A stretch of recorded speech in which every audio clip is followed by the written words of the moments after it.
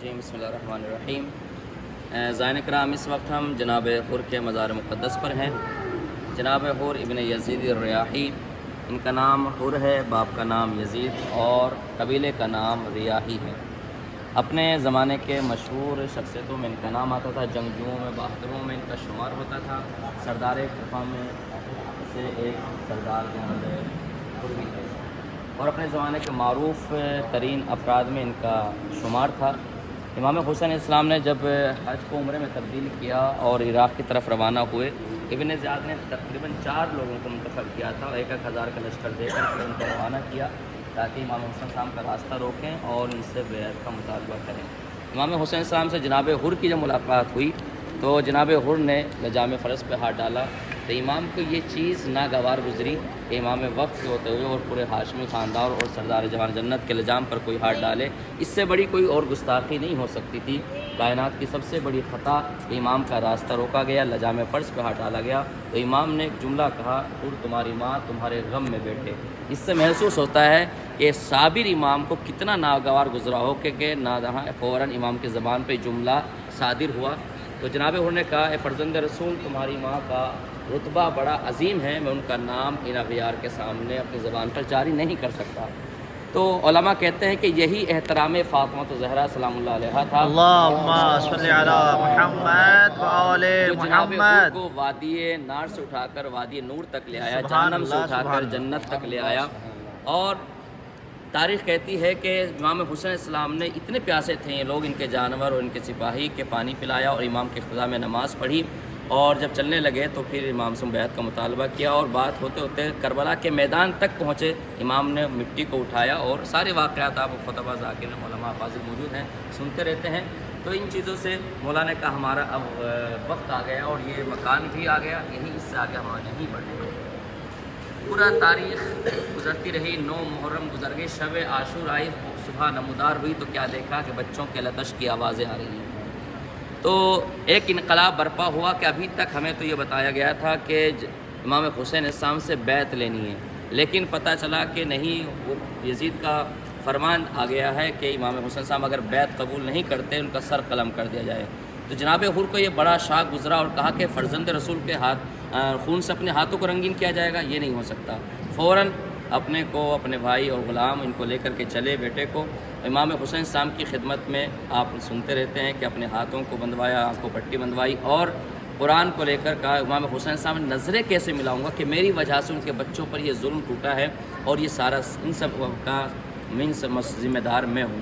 تو جب پہنچے تو امام حسین السلام نے دیکھا جناب حر کو آتے ہوئے تو ایک مرتبہ کہا، باز جاؤ استقبال کرو، علی اکبر جاؤ استقبال کرو۔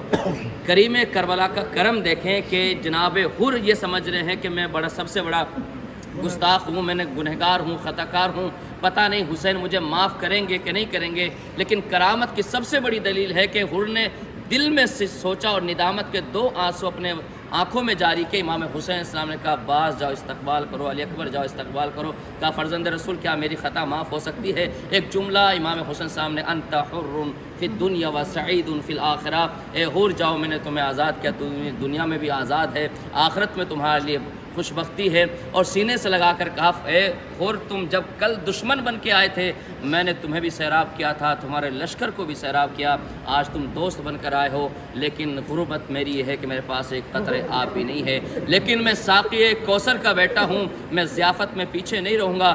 جاؤ، میں سب سے پہلے تمہیں اذن وغا دیتا ہوں اور ساقی اپنے بابا ساقی کوثر کے ہاتھوں جام کوثر سے تمہیں پہلے سیراب کروں گا۔ عزیزان گرامی، تاریخ آپ کے سامنے ہے، ذرا سوچیں کہ کریم کربلا کا کتنا بڑا کرم ہے۔ کہتے ہیں کہ حر سے بڑا کوئی خطا کار نہیں تھا، لیکن حسین کے در پر پہنچا، امام حسین السلام نے اس کو حر سے حر علیہ السلام بنا دیا۔ ساری دنیا سلام پیش کرتی ہے، وہ کتنا بڑا خوش نصیب ہوگا جس کو علی کی بیٹی زینب سلام بھیج رہی ہو۔ اس سے بڑی اور سعادت کی بات کیا ہو سکتی ہے؟ یہ کریم کربلا کے در کا شرف ہے کہ جب در حسین پر کنکر بھی آ جائے تو وہ در بن کے جاتے ہیں اور اگر خطا کار آ جائے تو حر بن کے جاتا ہے۔ تو آج ہمیں یہ شرف حاصل ہوا ہے کہ ہم امام حسین السلام کی بارگاہ سے جناب حر کی بارگاہ میں آئے ہیں۔ کہتے ہیں کہ اگر کوئی شخص جناب حر کے روزے پر آتا ہے تو اس کی دعا قبول کی جاتی ہے، رد نہیں کیا جاتا۔ اور سب سے بڑی بات یہ ہے، علماء سے سنا کہ اگر کوئی شخص امام حسین صاحب کی زیارت کرتا ہے اور جناب حر کی بھی زیارت کرتا ہے تو اللہ اس کو دوبارہ پھر کربلا کی زیارت نصیب کراتا ہے۔ تو آج اس عظیم بارگاہ میں کھڑے ہوئے کہتے ہیں کہ کئی سالوں بعد ایک بادشاہ نے جب سنا کہ رومال فاطمہ زہرا جناب حر کی زمین کی زینت بنا، اس نے کہا کہ وہ رومال جو جناب فاطمہ نے اپنے ہاتھوں سے بنا تھا اس کو میں اپنے ہاتھوں میں لینا چاہتا ہوں، اس کو دیکھنا چاہتا ہوں۔ قبر کو کھدوایا، رومال کو کھولا، ایسے ہی لاشا تر و تازہ تھا، جیسے ہی رومال کو کھولا وہ خون کا فوارہ جاری شروع ہو گیا۔ فوراً علماء سے دریافت کیا، کہا کہ فوراً اس کو وہیں پر رکھ دیا جائے ورنہ ہر جگہ خون ہی خون نظر آئے گا۔ دوبارہ اس کو رومال کو وہیں رکھ دیا گیا۔ یہ ہے حسین کے شہیدوں کا اعزاز کہ سالوں بعد مرنے کے بعد بھی وہ زندہ ہے، نہ ان کے جسم جو ہے وہ خراب ہو سکتے ہیں، نہ ان کے کمال کو کوئی مٹا سکتا ہے۔ ایک سوال یہ اٹھتا ہے کہ جب تمام شہداء گنج شہیدہ میں ہیں تو جناب حور علیہ السلام یہاں پر کیوں دفن ہیں؟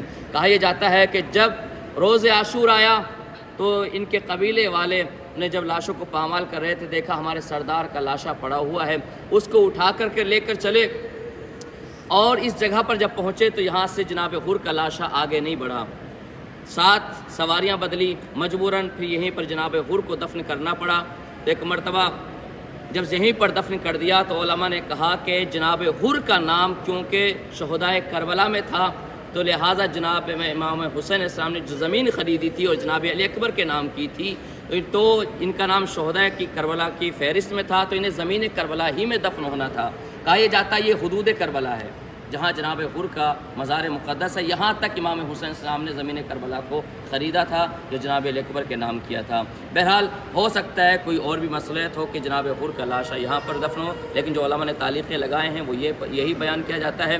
لیکن یہ سوچنے کی بات ہے کہ جب لاشوں کو پامال کیا جا رہا تھا، عجیب جملہ لکھا ہے تاریخ میں خدا کی قسم کہ جملہ یہ ہے کہ تمام لوگ سب اپنے اپنے چاہنے والوں کے لاشیں اٹھا کر لے کر چلے گئے تھے، فقط ایک لاشا غریب کربلا غریب زہرا امام حسین کا لاشا پڑا ہوا تھا، جس کے اوپر کبھی دائیں سے گھوڑے دوڑائے جا رہے تھے، کبھی بائیں سے گھوڑے دوڑائے جا رہے تھے۔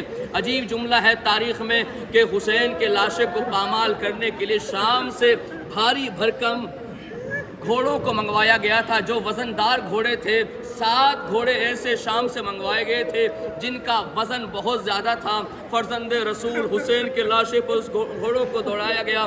مجھے نہیں پتا کتنی مرتبہ حسین کے لاشے پر گھوڑے دوڑائے گئے، لیکن ایک جملہ ضرور لکھا ہے کہ حسین کی دائیں پسلیاں بائیں طرف آ گئی تھی، بائیں پسلیاں دائیں طرف آ گئی تھی۔ عجیب جملہ ارباب اعظم جب گھوڑے دوڑا رہے تھے جو حسین کے پاس آتا، ایک آیا حسین کی قمیص اتار کر لے کر چلا گیا، دوسرا حسین کے لاشے پر گھوڑا دوڑانا آیا، حسین کا پٹکا کھولا وہ لے کر چلا گیا، تیسرا شخص آیا حسین کے لباس کو لے کر چلا گیا۔ ایک ملعون کہتا ہے جب میں حسین کے لاشے پر گھوڑا دوڑانے پہنچا میں نے دیکھا سب حسین کو لوٹ کر جا چکے ہیں، فرزند رسول برہنہ پڑا ہوا ہے، میں نے سوچا شاید مجھے مایوسی کے ساتھ واپس جانا پڑے گا۔ ملعون کہتا ہے میں نے دیکھا کہ حسین کی انگلی میں ایک انگوٹھی نظر آئی، میں اپنے گھوڑے سے اترا، میں نے چاہا کہ اس انگشتری کو اتاروں لیکن حسین کے جسم پر اتنے ورم آ چکا تھا کہ وہ انگلی سے انگوٹھی نہ اتری۔ میں نے خنجر کو نکالا، پاس میں پڑے ہوئے پتھر کو اٹھایا، زخمی ہاتھ کو پتھر کے اوپر رکھا، ارے اوپر سے خنجر مارنا شروع کیا، حسین کی انگلیاں بھی کٹ گئی۔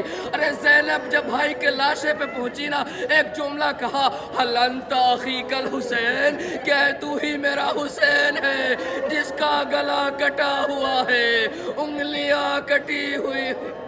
اجرکم اللہ، آپ رخصت آخر کر رہے ہیں نا، کربلا سے وداعی چاہ رہے ہیں، اس جناب حر کی بارگاہ میں کھڑے ہوئے ہیں، مولا ہمیں بار بار آنا نصیب ہو، مولا ہماری زیارتوں کو قبول کر لینا۔ ارباب ایسا یہی حر تھا جب بیٹا گیا نا وقت آخر، ایک مرتبہ بابا سے رخصت ہو کر، ایک مرتبہ جو زخموں سے چور ہو کر زمین کربلا پر گرا، بابا السلام علیکہ، جناب حر نے بیٹے کی آواز کو سنا، فوراً تڑپ گئے، بیٹے کی آواز پر پہنچے، کیا دیکھا کہ بیٹے کا سر حسین کے زانو پر رکھا ہوا ہے، ہاتھوں کو جوڑ لیا، مولا ہم غلام ہیں، آپ کیوں جلدی سے آ گئے؟